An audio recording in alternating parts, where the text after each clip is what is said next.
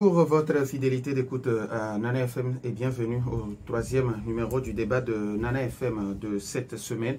Nous sommes le 16 août 2023. Le grand mouvement citoyen pour la refondation du Togo, c'est le nom d'un nouveau regroupement de partis politiques. Parmi les premiers membres, il y a les FDR, le PRCR, l'UDS Togo, des formations de l'opposition et plusieurs autres organisations de la société civile. Quels sont les objectifs du GMC? Pour y répondre, nous recevons sur notre plateau le coordonnateur national du GMC, professeur David Ossé, bonjour. Bonjour Norbert, bonjour à toutes celles et tous ceux qui nous suivent sur votre radio. Alors, les auditeurs et auditrices de Nana FM, vous avez donc la possibilité d'intervenir dans ce débat sur nos deux numéros, 91 09 71 71 ou le 96 61 58 58. Je suis Norbert Djouradier, Romain Aziablé assure la mise en onde. Pour votre fidélité d'écoute à Nana FM, professeur, merci pour votre disponibilité.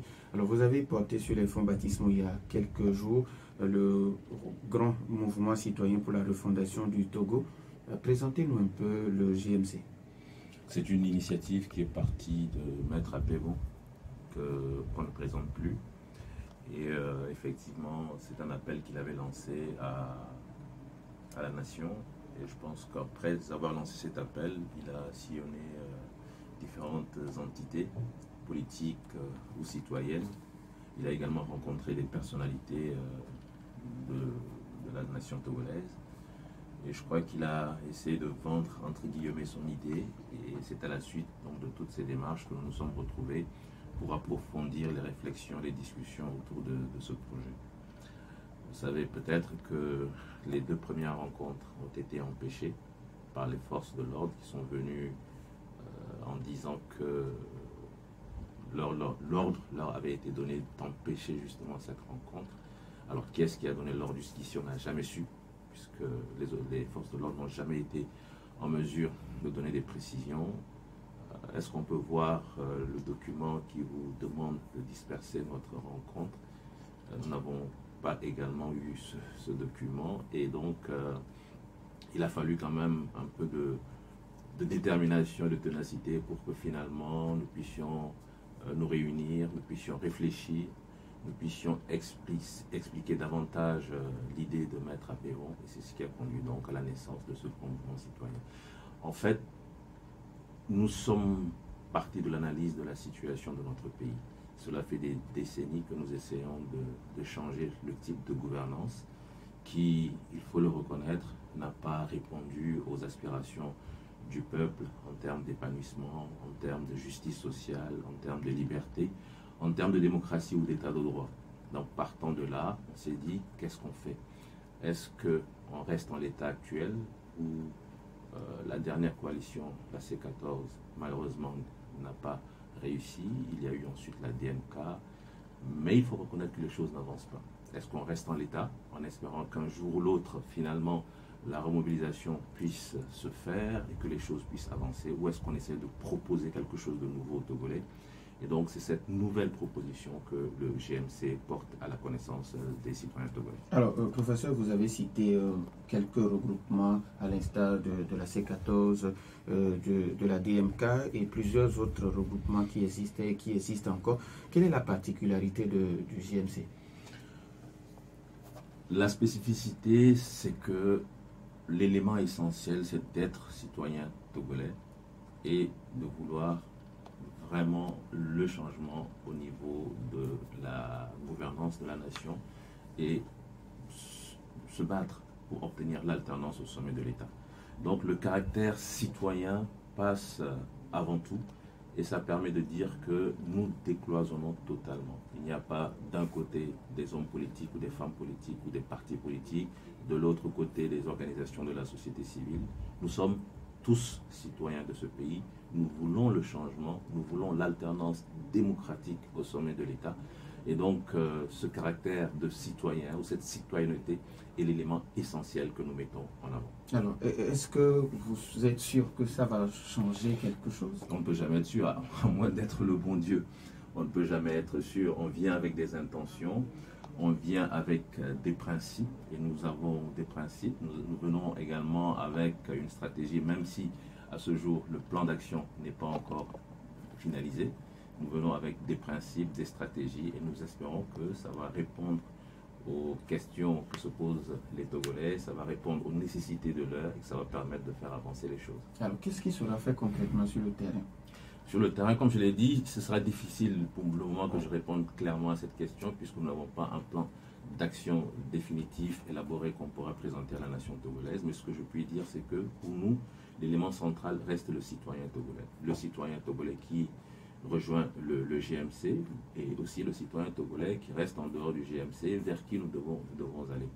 Nous sommes convaincus que notre stratégie doit se bâtir autour du Togolais, autour de la Togolaise, et nous irons donc vers les Togolais, partout où ils sont, avec cette ferme volonté d'expliquer d'abord l'état de la nation. Vous savez, il y a beaucoup d'informations que les Togolais n'ont pas.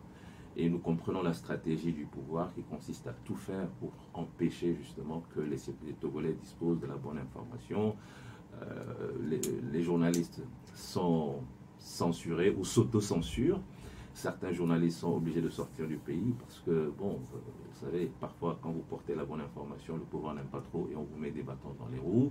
Nous qui sommes de la société civile, nous avons pour objectif d'éveiller les consciences, mais pour éveiller les consciences et pour pouvoir rencontrer les citoyens. Vous voulez organiser un meeting, on vous demande 3 signatures sur un document, ce qui est totalement illégal. Donc le gouvernement, enfin le régime, je dirais plutôt, n'hésite pas à se servir de moyens totalement illégaux pour empêcher justement que l'information n'arrive jusqu'aux citoyens. Donc à nous de trouver les canaux efficaces pour que le citoyen, partout où il est, puisse comprendre les difficultés du Togo en termes économiques, en termes politiques, en termes sociaux, etc., etc. Et une fois que le citoyen est informé, qu'il a la bonne information, qu'on lui dit, cette fois-ci, il faut vraiment qu'on œuvre pour le changement, parce que voici ce que le changement peut apporter de bien pour le Togo. Je pense que le citoyen sera 1000 fois prêt, dans ce cas, à se mobiliser ou à se remobiliser dans le bon sens pour apporter le changement à la nation togolaise. Alors, professeur, certaines personnes nous disent que vous ne les avez pas approchés avant la mise en place du GMC. Alors, je ne sais pas qui sont ces personnes, mais ce que je peux dire, c'est que la cheville ouvrière de la phase préparatoire, c'était Maître Apévon. C'était son idée. Et donc, c'est lui qui est venu nous voir pour nous en parler. C'est lui qui a fait le tour des états-majors. Ensuite, il nous a fait le point de ces différentes rencontres. D'après ce que j'ai compris, et j'ai foi en ce qu'il nous a dit, je pense que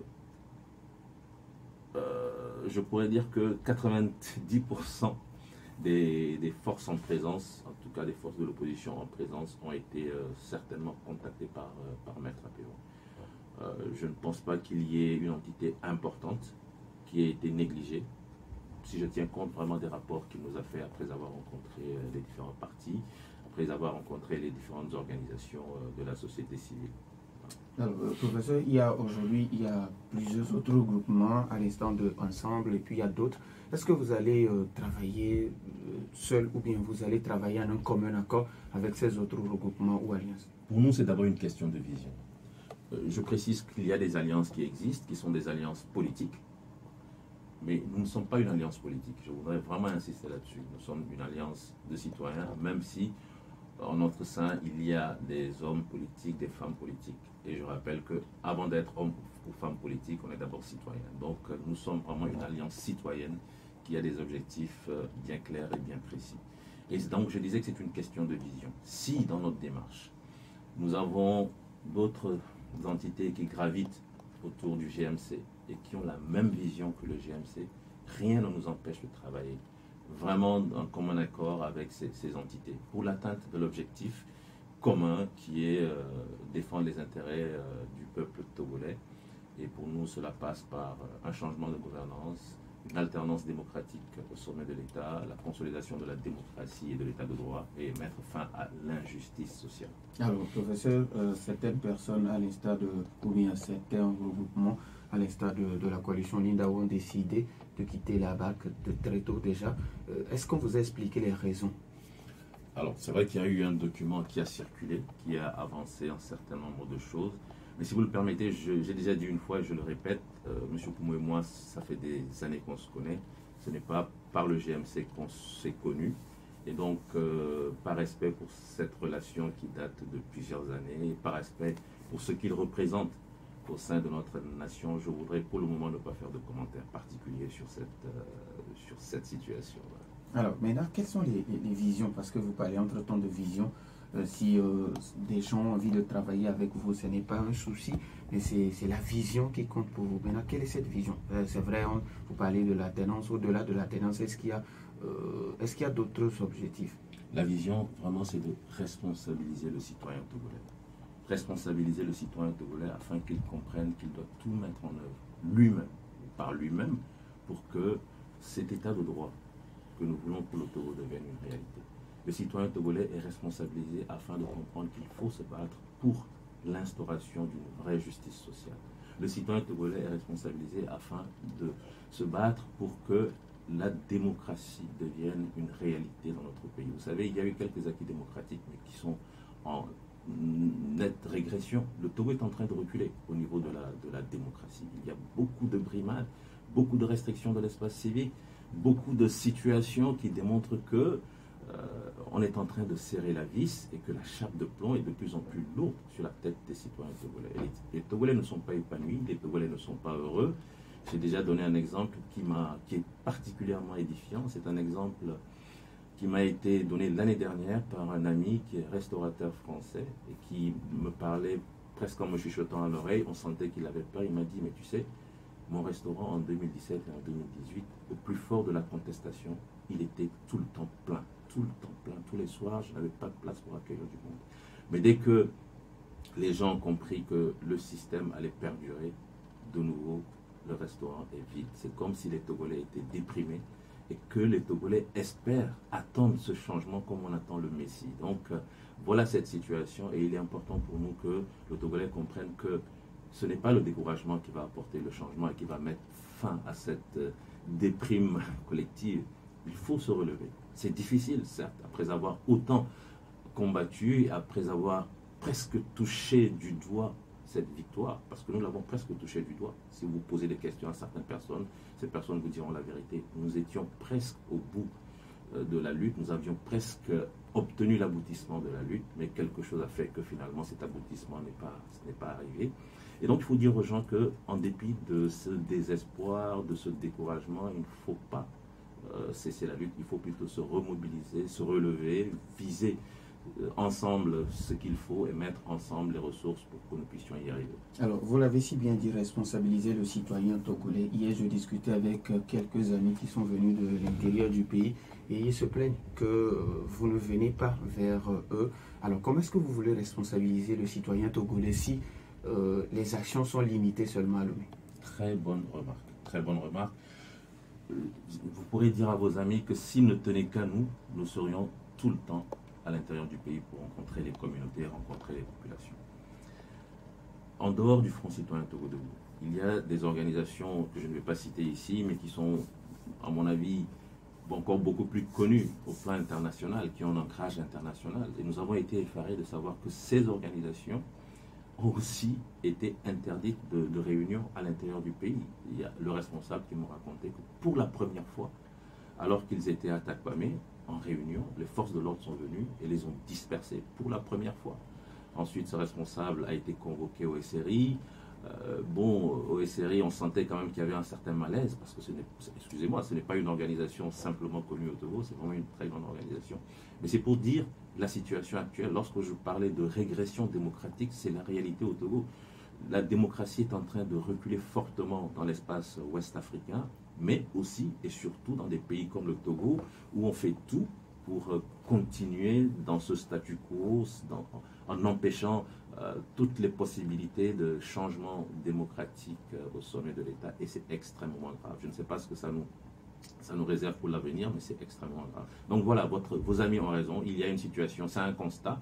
Maintenant, à nous de voir comment est-ce que, à travers le GMC, nous pouvons arriver à trouver des moyens pour contourner cette situation où systématiquement, le pouvoir fait tout pour vous empêcher de rencontrer les citoyens. C'est ce que je disais, il faut que nous puissions rencontrer les citoyens partout où ils sont, en sachant que nous subirons certainement des entraves. Déjà à Lomé, on nous a empêchés de nous réunir à 2 reprises pour empêcher justement la naissance du GMC. Aujourd'hui, nous y sommes parvenus.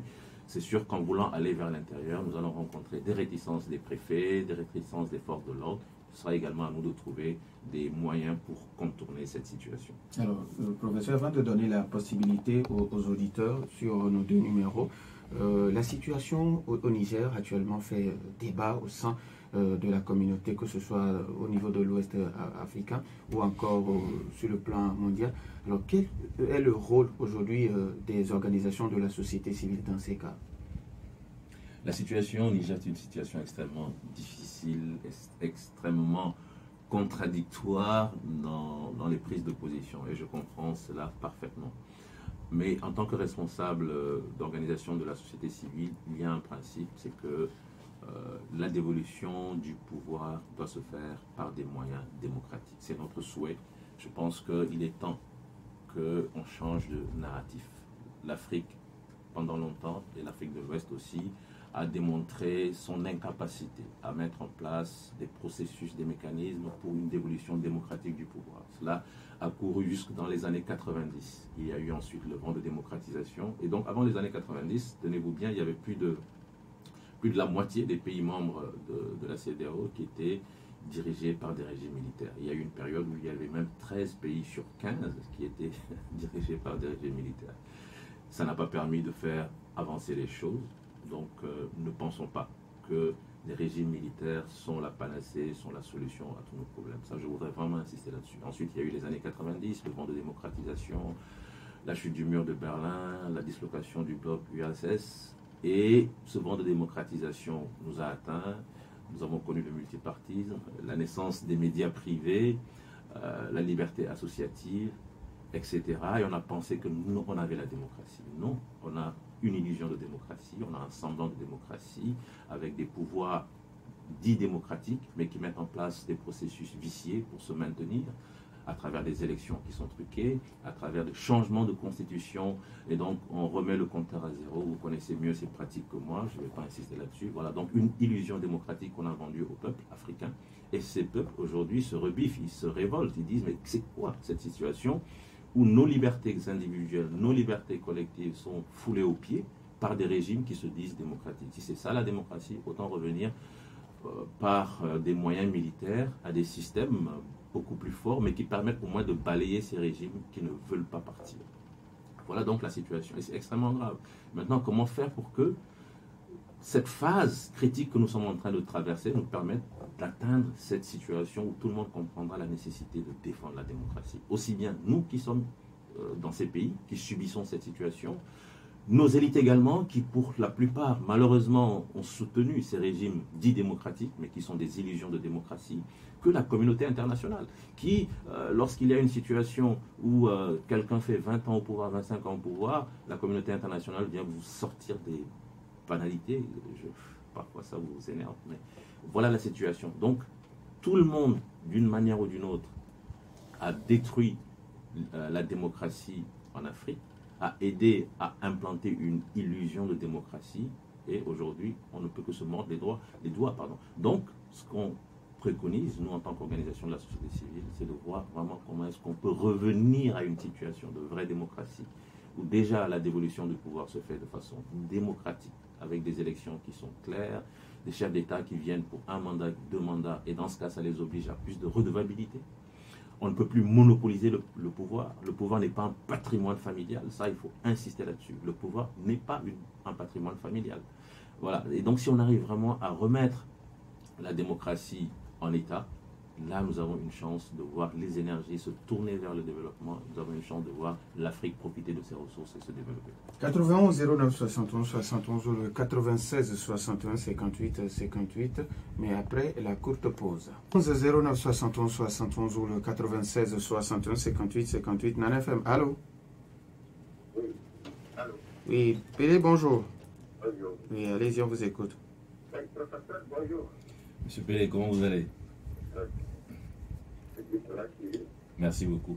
Bon, je voudrais commencer par le Niger, le coup d'État dans le Sahel. Il faut que vous devez comprendre que l'Afrique est tout entière. Que les coups d'État aujourd'hui, ce ne sont que les coups d'État dans les années 60. Dans les années 60, c'est la France qui a fait le coup d'État en Afrique. Maintenant, tous ceux qui font le coup d'État aujourd'hui, ces militaires-là, ils sont des élites, ils sont des intellectuels, ils sont des docteurs, des médecins. des juristes, ils connaissent bien. Maintenant, c'est quand ces ministères-là, ils doivent tenir les intellectuels et ils n'ont pas les intellectuels carrés. C'est-à-dire ceux qui ont été à l'école en Europe et devenir comme les accordés jusqu'à la loi d'Arala. Non, il faut des intellectuels. Ils s'attendent pour qu'ils nous écrivent encore une fois des textes fondamentaux qui seront conformes à la fête. Nous ne pouvons pas être dans un pays de constitution. L'homme va marier l'homme, la femme va marier la femme. Tout ça là, il faut qu'on exclue tout ça là. Ça, c'est le coup d'État sanitaire. Ça, c'est maintenant, revenons vers le grand mouvement citoyen. Le professeur, il est dans ce pays, vous le savez, prenons le cas depuis la première de Kanyaki. Il y avait des coalitions participant jusqu'à arriver. Une coalition qui a duré pendant 3 ans, c'est-à-dire qui ne voulait pas faire de la politique. Mais il faut prendre aujourd'hui en compte tout ce qui fait la coalition. Comme il y a aussi Alliance Ensemble, tout ça là. Prendre votre marteau de terrain et marcher et aller sur ces choses-là. Voir comment il faut faire. Parce que vous, votre coalition, tu ne peux pas aller aux élections, mais on ne peut pas chercher la finance sans aller aux élections. Ouais. Donc, je comprends tout ce là qui vont aller aux élections.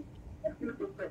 Parce que nous avons le projet que vous êtes appliqué une option, il y a des gens qui n'ont pas l'option déjà. Merci à vous aussi, Pélé. 91 09 71 71 ou le 96 61 58 58. Nana FM. Allô? Allô? Oui, bonjour. Oui, bonjour, monsieur Novel. Michel, comment allez-vous? Je vais bien. Oui, allez-y. Bonjour, professeur. Oui, bonjour. Je crois que, parlant de notre pays, les citoyens ne sont pas, on ne dirait pas que nous avons votre carré. Nana FM, allô? Bonjour, mon directeur. Papa Sibiti, bonjour. Ah, bonjour. Ah, je suis très heureux. Bonjour, grand professeur mon docteur. Bonjour. Bonjour, Papa Sibiti. Ravi de vous entendre. Ravi de vous entendre. Je vous remercie. Tout ce que vous faites aujourd'hui, c'est votre société civile qu'on connaît. Aujourd'hui, c'est le politicien, Maître Apévon, qui est rentré dedans et vous avez pu obtenir ce que nous voulons. Le changement, il interviendra. Même le président de la République qui est là-bas, il cherche aussi le changement.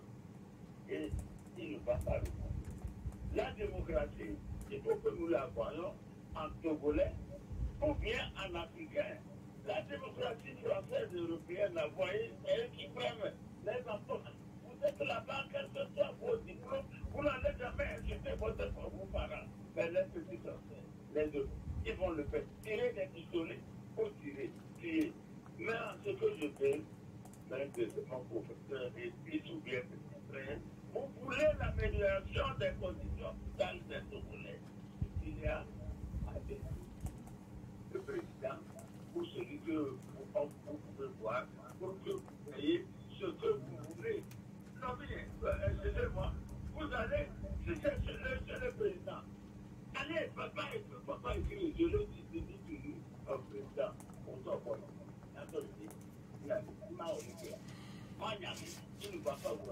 Merci.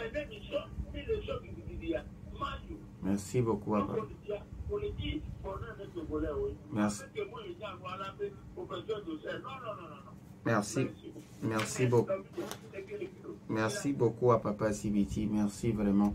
Est-ce que nous avons un autre auditeur en ligne? Alors, professeur, Pélé qui pense qu'aujourd'hui, c'est vrai que votre organisation, le grand mouvement citoyen pour la refondation du Togo, ce n'est pas pour aller aux élections, mais quand il dit que pas d'élection, pas d'alternance, vous pensez?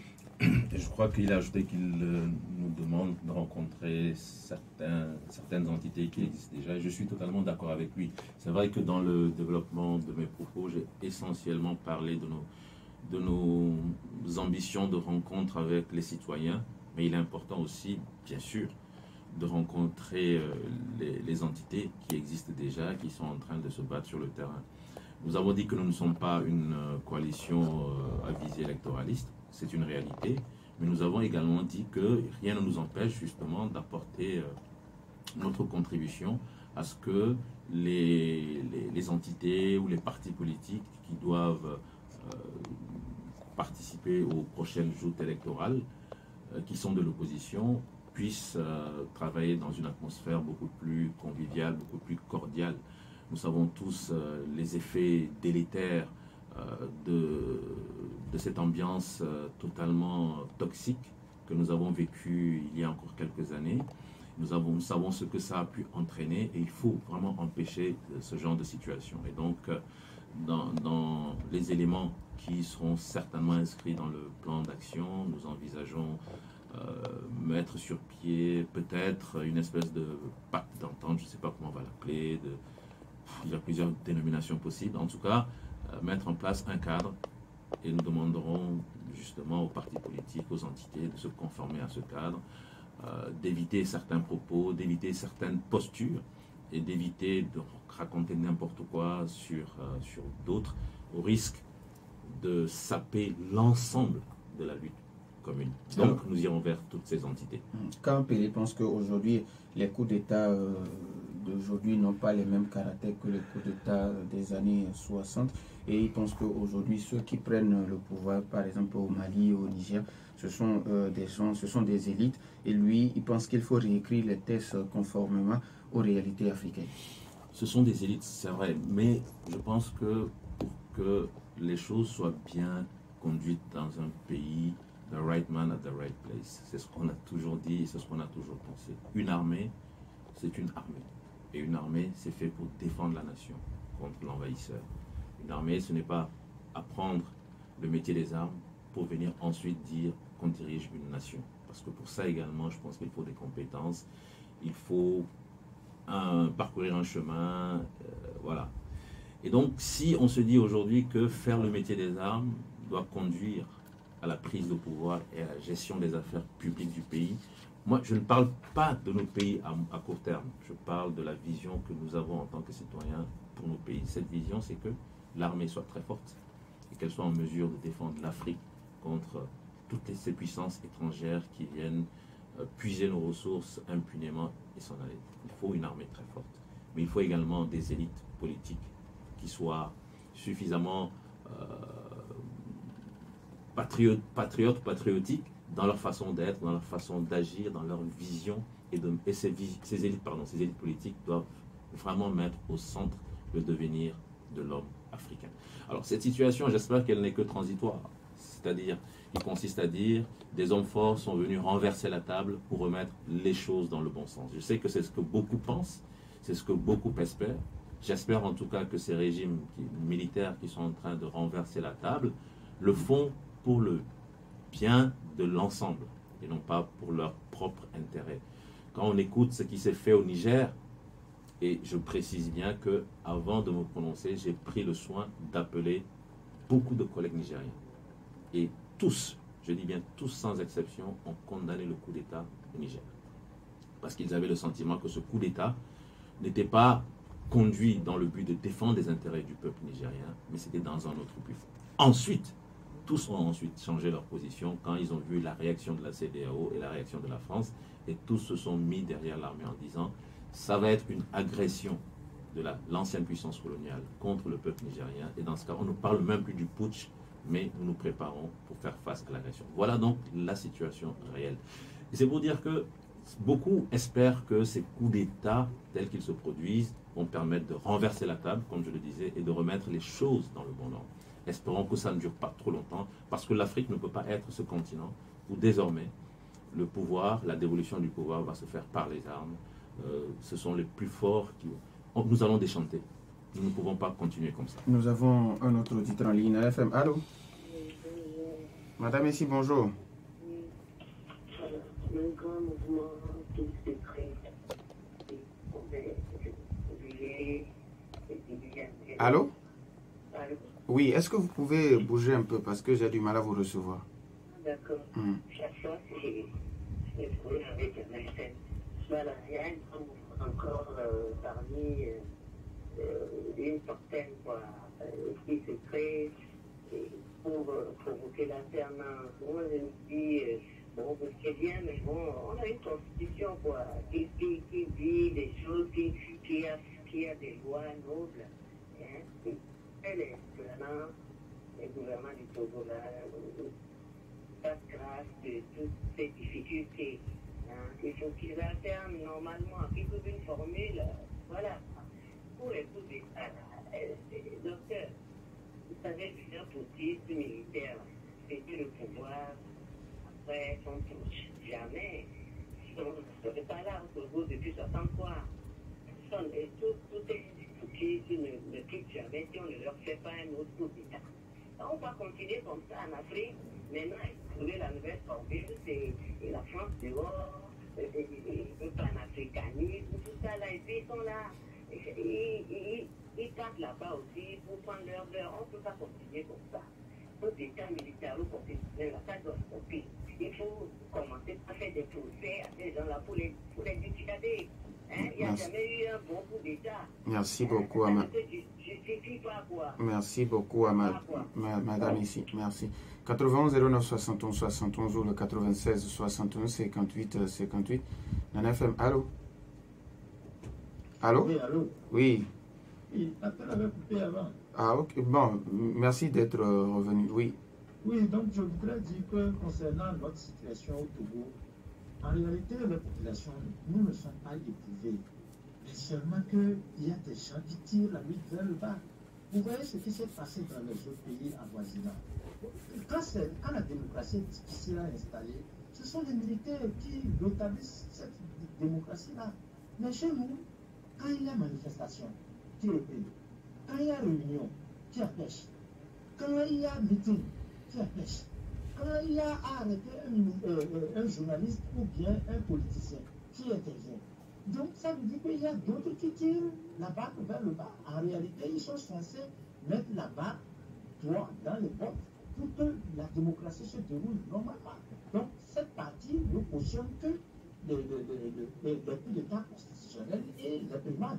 Donc c'est pour dire tout simplement que les populations, nous avons tout essayé. Mais le problème, c'est que il faut que les gens reviennent à de meilleurs sentiments pour jouer le vrai jeu de la démocratie. Sinon, nous n'avons pas encore de démocratie. Je crois que le professeur l'a relevé plusieurs fois. Nous n'avons pas de démocratie. Parce que si nous avons de démocratie, d'abord les pouvoirs seraient indépendants.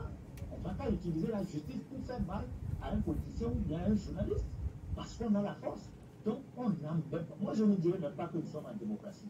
Il faut que cette histoire-là, ça change. S'il faut trouver une autre formule pour alterner, j'aurais préféré ça que cette démocratie électoraliste-là. Parce que ça ne nous fera pas avancer si les militaires ne mettent pas fin à des primates ou à des comportements anticonstitutionnels. Moi, c'est ce que je pense. Merci beaucoup à Michel. Est-ce que nous avons un autre auditeur? On prend le tour d'Eni. Monsieur Garo, bonjour. Allô? Le monsieur Garo, il est parti. Allô? Allô? Mas, bonjour. Oui, bonjour. Oui, allez-y, on vous écoute. Bonjour, professeur. Bonjour. Norbert, j'avais posé une question à propos de vision. Et votre réponse ne m'a pas satisfait. Je voudrais préciser en cela que, on dit souvent, hein, on ne change pas une équipe qui gagne. Mais on sera obligé de la renouveler, puisque les gens qui composent cette équipe-là vont vieillir et vont partir plutôt sûrement. Et je voudrais dire par là, si il arrivait que le changement arrive, l'alternance arrive, et que vous faites partie de ceux qui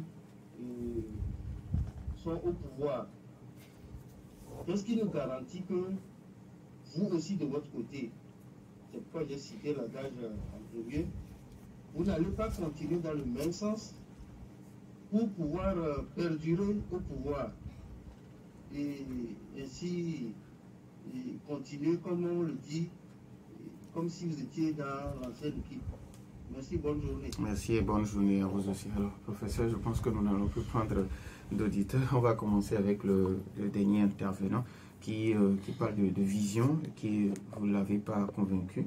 Et il pense également qu'on ne change pas l'équipe qui gagne, mais on change voilà, les personnes parce qu'à un moment donné, elles sont appelées à vieillir. Et si l'alternance arrivait, qu'est-ce qui garantit que vous n'allez pas continuer dans le même sens?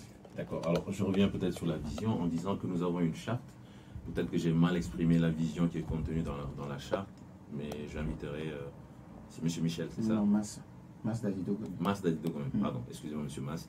Donc, de peut-être lire la charte. Mais je me répète, notre vision, c'est de voir le Togo devenir un vrai État démocratique. Il y a eu beaucoup d'interventions sur ce plateau et je pense que vous êtes convaincus qu'en termes de démocratie, nous avons encore du chemin à faire. Notre vision, c'est de voir le Togo devenir un État de droit. Nul ne sera plus au-dessus de la loi. Lorsqu'on dit que les fonds Covid ont été dilapidés, qu'il y a eu des dysfonctionnements dans la gestion, que des personnes puissent répondre devant la justice, mais que certains ne se disent pas « moi j'ai telle autorité, donc je ne répondrai jamais devant la justice ». Notre vision, c'est de voir la justice sociale devenir une réalité dans ce pays où, en 2023, on nous dit que des femmes enceintes font leur travail d'accouchement à même le sol. Au mieux, c'est sur un matelas, et parfois c'est sur un simple drap qu'on met sur le sol. Voilà cette vision en termes de changement. Et cette vision s'appuie sur le citoyen. Donc, je ne sais pas si j'ai été plus explicite cette fois-ci. Si je ne l'ai toujours pas été, je vous invite vraiment à lire la charte. Mais c'est ça la vision du GMC. Alors, est-ce qu'on ne va pas perpétrer les mêmes attitudes délétères? Je pense que l'être humain est ce qu'il est. Et pour éviter ce genre de situation, justement, d'autres nations l'ont compris avant nous, on a mis en place des institutions fortes. Vous voyez ce qui se passe aux États-Unis, où Trump, s'il avait eu la possibilité, je pense, de perpétrer un coup d'État, il l'aurait fait. Manifestement, il était sur cette voie, mais aujourd'hui, il est en train de subir la loi, parce qu'il y a des institutions qui sont là. Et quel qu'il soit le président de la première puissance au monde, il est obligé aujourd'hui de répondre devant la loi. Donc, mettons en place des institutions. Et aujourd'hui, dans la bataille que nous sommes en train de mener, nous avons compris que pour mettre en place ces institutions fortes, nous avons aussi besoin de la CEDEAO, en dépit du fait que la CEDEAO constitue un gros souci pour nous tous. Et mon expression favorite, c'est celle-là. La CEDEAO est le problème, mais la CEDEAO est aussi la solution. Il faut que ceux qui nous empêchent d'imposer, par exemple, la limitation de mandat au niveau de la CEDEAO, qu'on puisse trouver une solution pour que la CEDEAO adopte des réformes qui sont capitales aujourd'hui, qui sont vitales, et que la CEDEAO adopte ces réformes qui vont permettre de faire en sorte que demain, que ce soit moi, que ce soit quelqu'un d'autre, puisque vous m'avez indexé, si quelqu'un veut mettre en place des éléments pour défendre ses propres intérêts, que les institutions soient suffisamment fortes et crédibles pour l'empêcher. Alors, Michel et Madame ici qui demandent de trouver d'autres formules pour alterner. Oui, je la comprends, parce que effectivement, lorsque on suit tout ce qui se passe, à la fin c'est lassant. Non, je suis médecin, je suis chirurgien.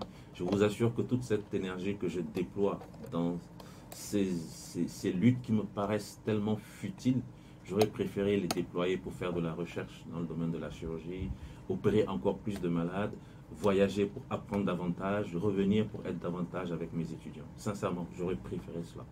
Nous sommes en train de perdre du temps et de l'énergie dans des situations où on parle de dévolution du pouvoir, alors qu'ailleurs, des gens ont dépassé ce stade. La dévolution du pouvoir, c'est le peuple qui décide. On m'a dit, je n'ai pas vérifié, mais on m'a dit qu'au Cap-Vert, il y a eu une année où le gagnant avait 12 voix de plus que le perdant. Et le perdant a reconnu.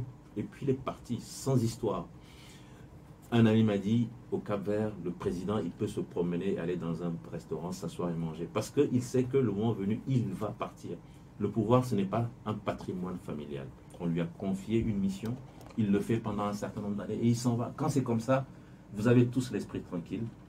Vous voyez, l'armée joue son rôle. Il y a quelqu'un qui a parlé des abus, des exactions des militaires. C'est une réalité. Parce que malheureusement, nous avons décidé que les choses se fassent de façon anormale. Et tant que nous serons dans cette anormalité, je me permets d'utiliser ce terme, tant que nous serons dans cette situation totalement anormale, voilà ce que nous allons surveiller. Et donc, c'est normal que Mme Essi dise, proposez-nous quand même quelque chose qui permettent de mettre fin définitivement à ce genre de situation. Alors, quand Michel pense qu'il y a d'autres qui tirent encore la lutte vers le bas.